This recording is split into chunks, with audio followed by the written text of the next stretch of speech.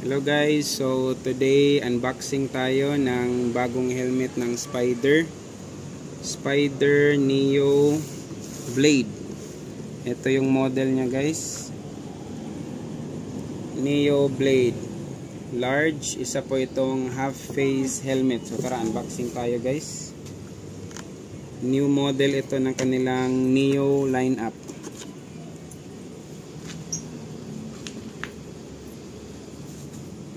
So may free lens siya, clear lens. Kaya ito yung helmet niya guys.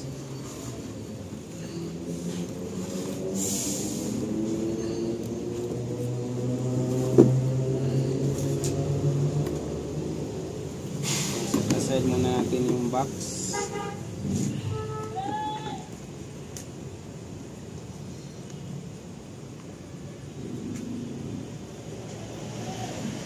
Actually, na-open ko na to guys, pero for the sake of unboxing experience, kaya open natin ulit.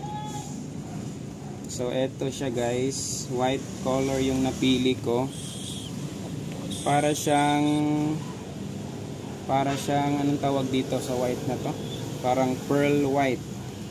So, ito yung itsura niya guys.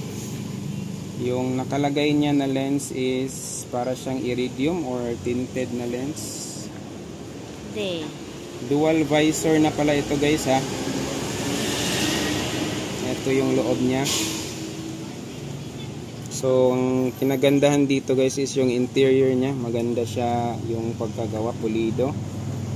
Tsaka dual visor na rin siya guys. Pakita natin.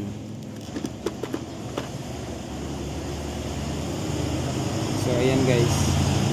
Dito na part na to guys, natanggal ko na to kagabi. So binalik ko na lang for the sake of unwrapping experience. Tanggalin natin ulit. So ayan.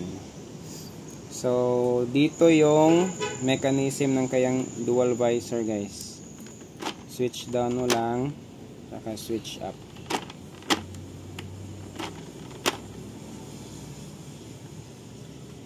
So eto guys yung kanyang itsura. Dito sa taas parang may ventilation siya. Tapos sa likod dito parang may ventilations din. So large ito guys, 59 to 60 cm. So ito yung mga additional sticker. May ICC sticker na siya guys. So pakita lang natin guys, i-montage natin.